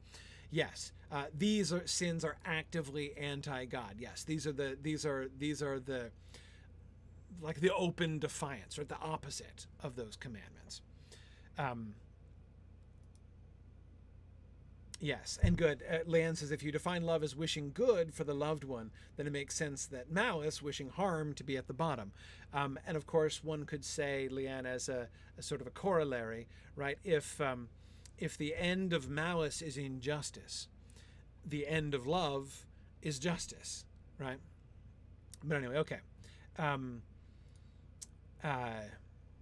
Yeah, David says, it seems to me odd that you could have malice against God other than through heresy, though I guess we'll see how. Yeah, David, I was trying not to bring that up yet. We're going to get there. But that's another thing that confuses me about the circle of the heretics, is that it kind of seems to me like at least some of them should kind of fit somewhere else. Like yeah, exactly. I have a hard time with that. But anyway, we'll get there.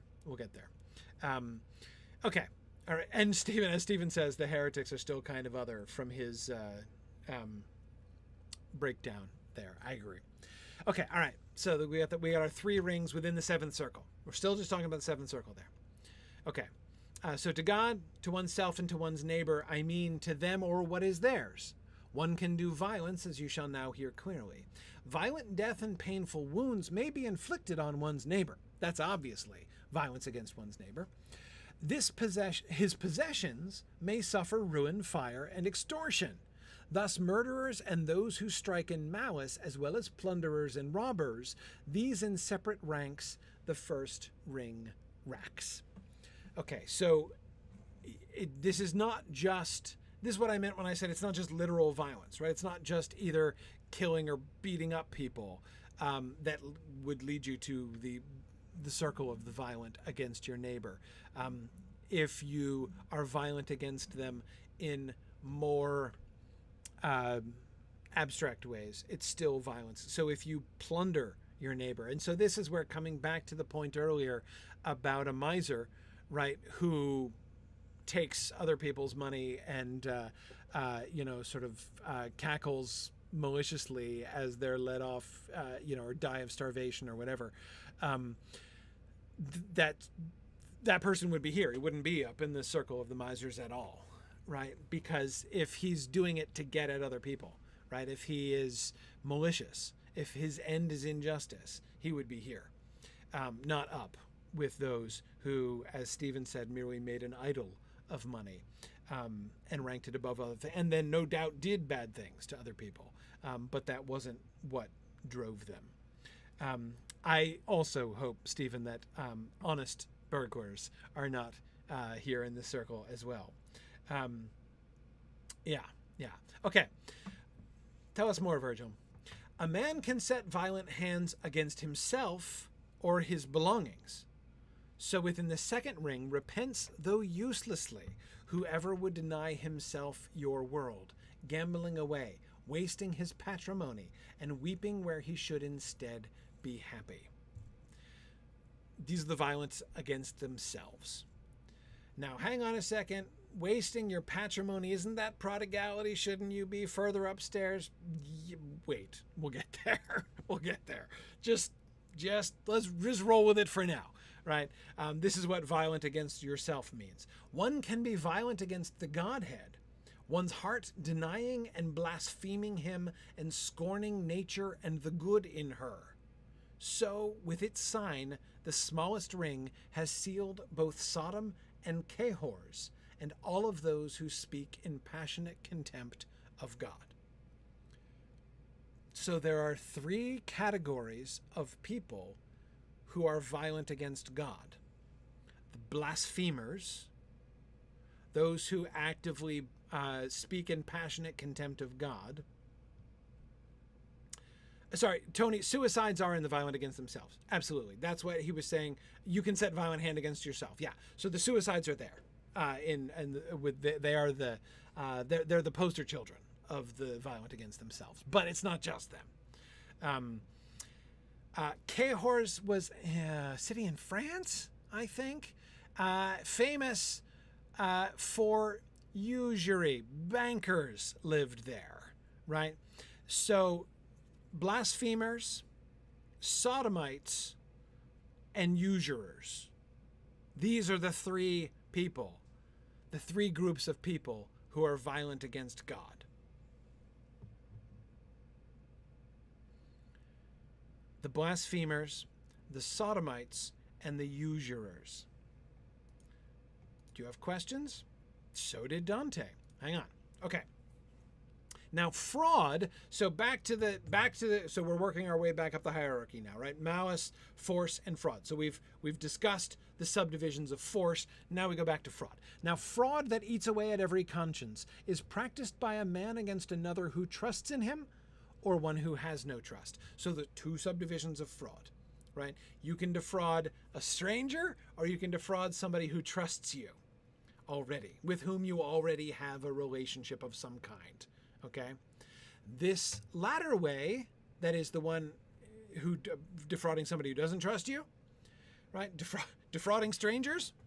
This latter way seems only to cut off the bond of love that nature forges. Nature forges a bond of love among people, right? Like we should naturally love one another, right? And so if there's another human being that you're defrauding, even if it's a perfect stranger that you've never met before, you're still violating the bond of love. You're still guilty of malice where you should be showing love, right? But, it's only just the bond of nature, right? There's no like extra reason that you have to love that person. Thus, nestled within the second circle, so the eighth circle is the circle of fraud against strangers. But nestled within that second circle, the third circle of the inner three, and thus the ninth circle and lowest circle of hell,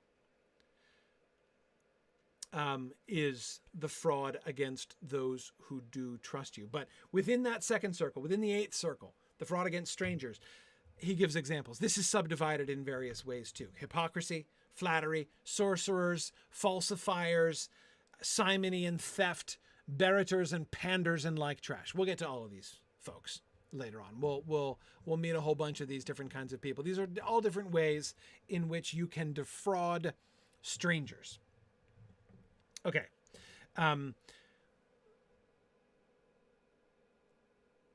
But the former way of fraud against those who trust you, not only the love that nature forges is forgotten, but added love that builds a special trust.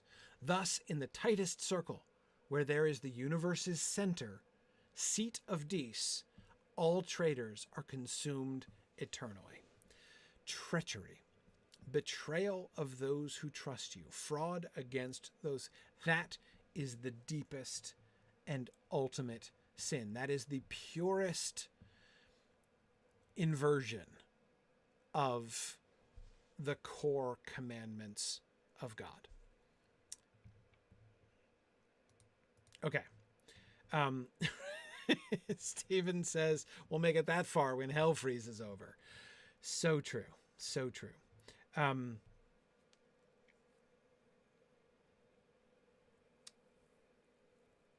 Yeah, Sarah, great question about weeping when one should be happy. That was mentioned in the list of people who are violent against themselves. I'm not wanting to, I'm skipping a lot here. Like I'm not going into detail about any of these things because we're being given an overview here. We're going to go through each one of these, not only each one of these circles, but each one of these particular zones. And they're all, the bottom three circles are very organized. Each one is divided into its special zones, which has clear boundaries. And we're going to see clear examples of each different subspecies that Virgil is describing here of the different kinds of malice through force and fraud. So I don't want to take a long time. We'll learn more when we see it. So that's why I'm kind of being a little bit superficial in my commentary here. We'll get there. We'll get there to see more. And if when we get there, your questions aren't answered, bring it up again and we'll have a crack at it then. But I want to wait until we see what we see before we kind of talk about it and speculate about it. Jocelyn says, is this sodomites in terms of homosexuality? Yes. Yes. But as we'll see, also more than that. None of these sins are simple. Just as the violent against others, it doesn't just mean, those guilty of assault, right?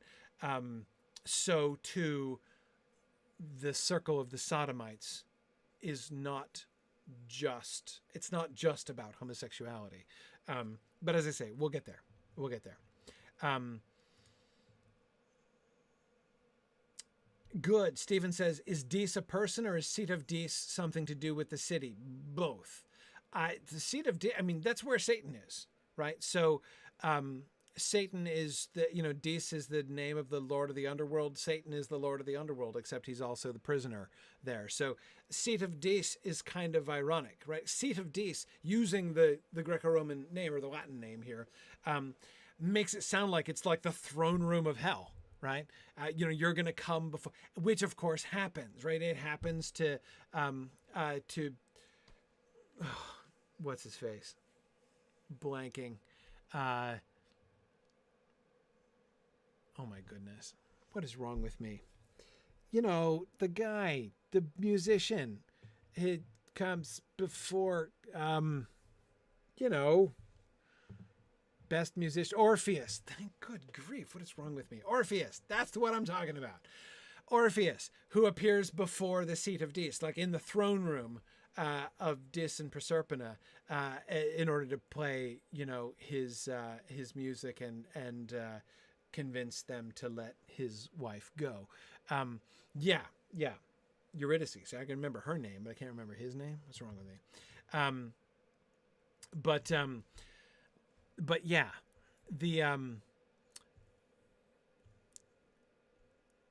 it's the seat of Dis in a very different way, right? This is one thing that the pagans had kind of right, but not quite, not quite.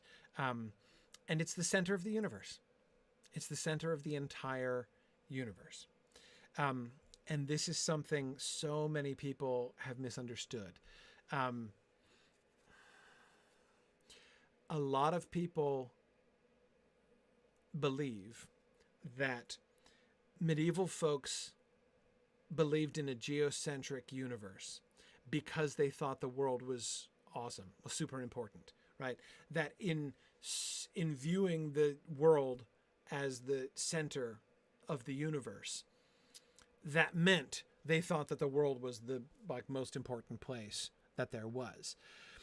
That is exactly the opposite of the truth.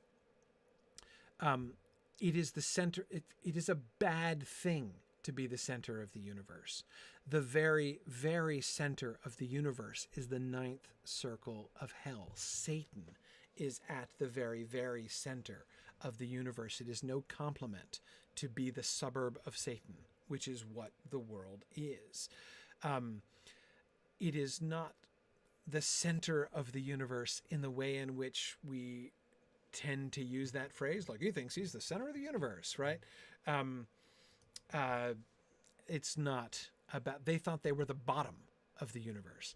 And in fact, those early proponents of the heliocentric universe, one of the things that they bragged about, one of the things that they liked about it, is that they were arguing for a heliocentric universe, for a heliocentric worldview, because it promotes Earth. It makes Earth into a heavenly body and not this drainage sink at the bottom of the universe, which is what. So it was not optimism about the world. It was pessimism about the world. It was a dark view of the world, not a rosy view of the world at all. That was kind of connected with the geocentric universe. Okay. Anyway, and again, this is one of the places where you can see that really clearly. The seat of Dis is at the center of the universe. Very literally. It is very literally the seat of Dis, not his throne, his sit me down upon, which is at the center of the universe. As we'll see later on from a much more up close view. We'll get a good view of that later on. But anyway, okay.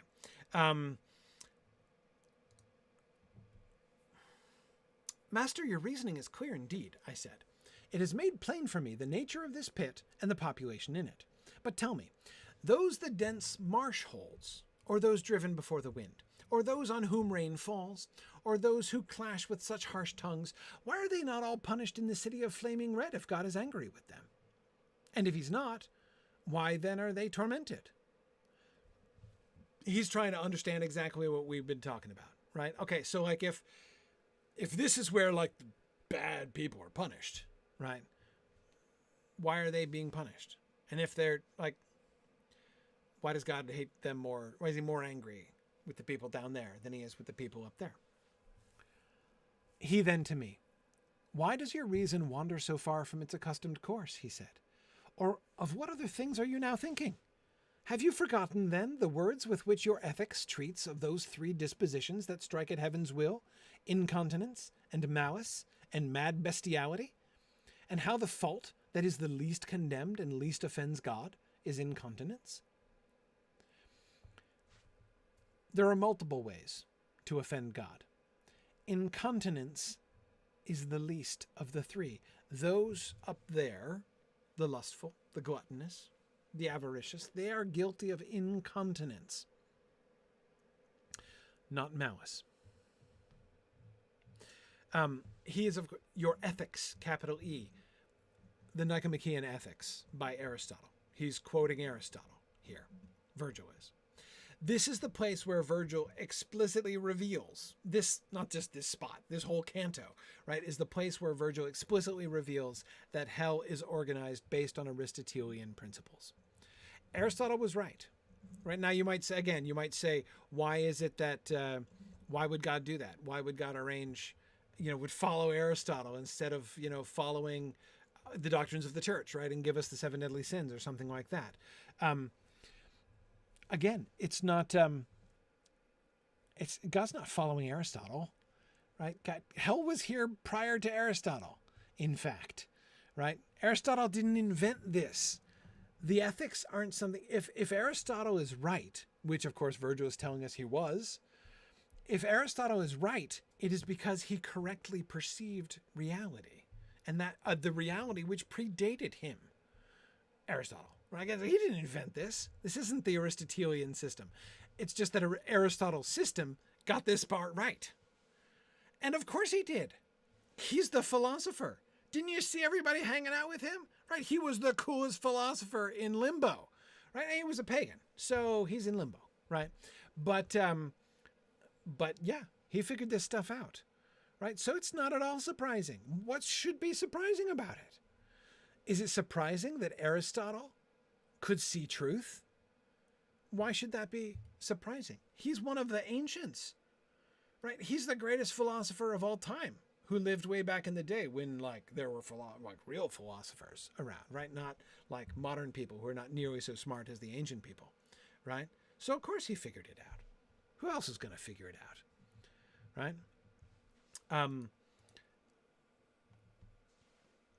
Yeah. So in Dante's mind, in the medieval mind, there's no conflict here. It's not even, there isn't even any real reason why it should be surprising to discover that Aristotle had it right.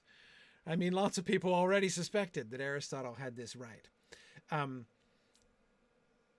Three dispositions that strike at heaven's will: incontinence, malice, and mad bestiality. Incontinence, I understand. And that would seem to encompass all those other people we were talking about, right? From the lustful down through Filippo Argenti and the other people beating on each other in the swamp, right? Incontinence, yes. Lack of self-control. A disproportionate focus on, or Stephen, to use your biblical phrasing, making an idol out of worldly things. Yeah, incontinence. Malice has already been explained to us, right? That I now understand too. Mad bestiality? Don't understand that. I don't get that. Nor do I see where it fits. Stephen, yeah, I'm thinking the same thing. Is heresy mad bestiality then? That's the third category. The one that doesn't seem to be either, to fit in either with the malicious or with the incontinent up above. It doesn't seem a great description, I gotta tell you, right? I mean, Cavalcante di Cavalcanti had some issues, but mad bestiality didn't exactly seem to fit. Now, I agree, David. Aristotle would have had no concept of heresy. It does not fit at all in the Aristotelian system. Yeah, absolutely. It would have been one of those things that was like not revealed to him.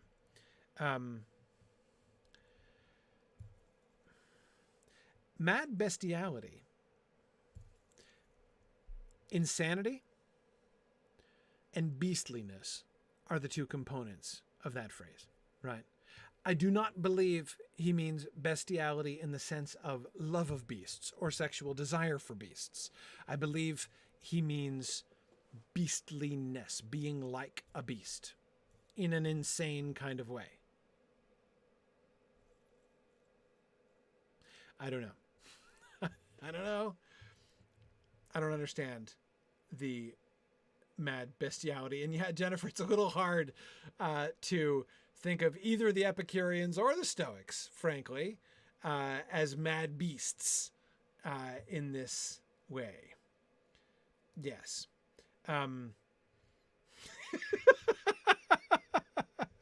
Sorry, Stephen says, I'm still not Googling that term to find out. Yes. Make sure safe search is on before you Google that term. That's a good piece of advice there. Yeah.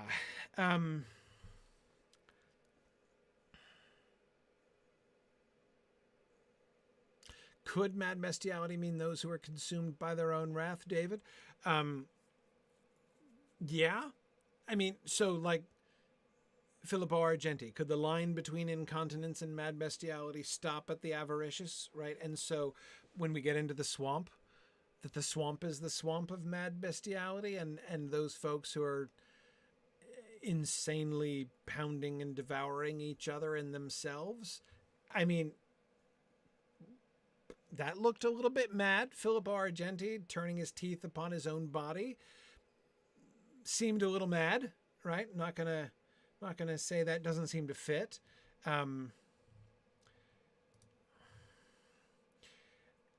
Yeah, Bruce and Jennifer are both remembering Nebuchadnezzar. Now, Nebuchadnezzar in Daniel chapter 4. So there's a bunch of famous stories in the first 4 chapters of Daniel. Daniel chapter 4 is the least famous of these stories. Isn't it 4? Am I remembering that rightly?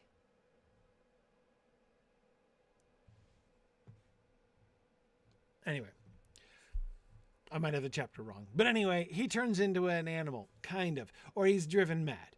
I think I'm right. I think it is 4. Anyway, sorry, I'm like all tempted to look it up, but I'm not gonna.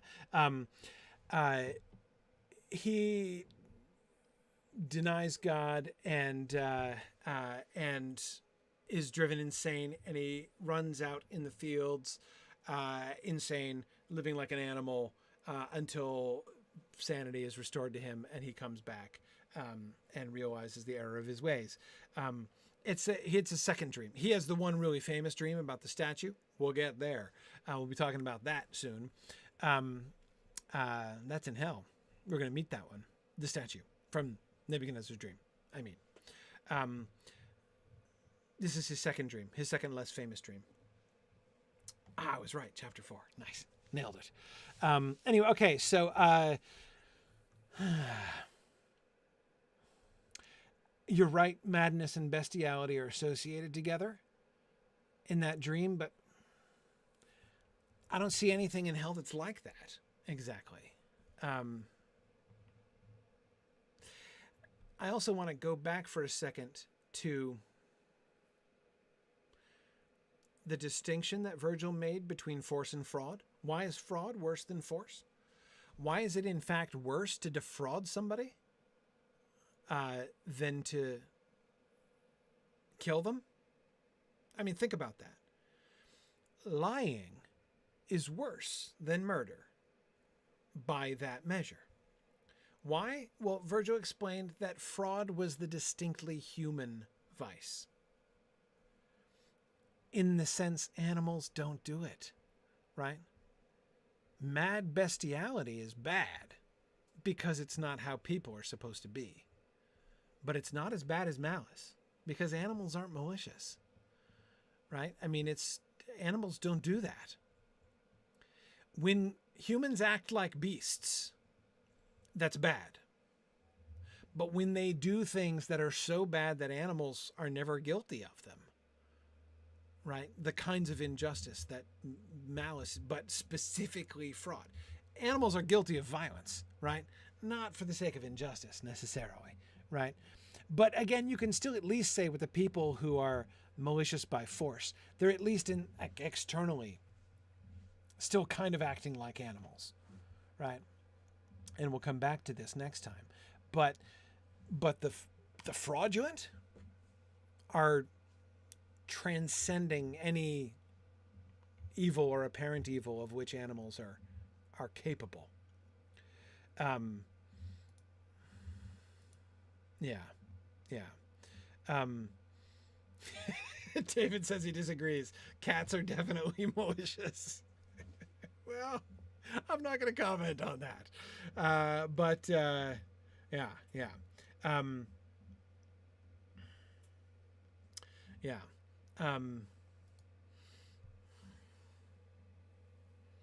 Yes, Devora is right. That in, though I think it's Hazel's speech that you're remembering in Watership Down, Devora, talking to Woundwort, and saying that, rabbits don't act like humans, right? They have animality. No, it's Strawberry in Strawberry's original speech. Isn't he the one who talks about animality, right? As a good thing, like it's better than like having humanity, right? Because humans act really badly. Yes, that is exactly the thing, Devora. Yeah, that's exactly the thing. And it's connected, of course, to the final appeal that Hazel makes to Woundwort. But I think the actual phrase that you're remembering is from the account of Strawberry's speech before Woundwort and the council when they arrive in Ephrafa at the beginning there. Yes, but that's exactly it, Devora. That's exactly it. Animals have animality. They don't resort to the kind. They don't act like humans do in this way. Okay, we're gonna stop here. I was late starting, and I hated to break off Virgil's analysis of the lower circles of hell in the middle, but we'll continue. We're almost done here with Canto 11. We've got a few more things to be explained to us. Virgil is going to bring up, Dante is going to bring up a particular query about one of the things that he doesn't get, why it's in malice at all. So we'll get there. He's going to ask about usury, which confuses him. Why are bankers down here specifically? I think that he has a hard time believing that bankers would go to hell, but why should they go to that part of hell? Doesn't seem to make much sense to him, so he wants to ask about that. So we'll do that, and then of course we will descend into the seventh circle of hell and start meeting the violent against their neighbors. All right. Thanks, everybody. Thanks for joining me again. Good to be back, and I will see you guys next week. Good night now.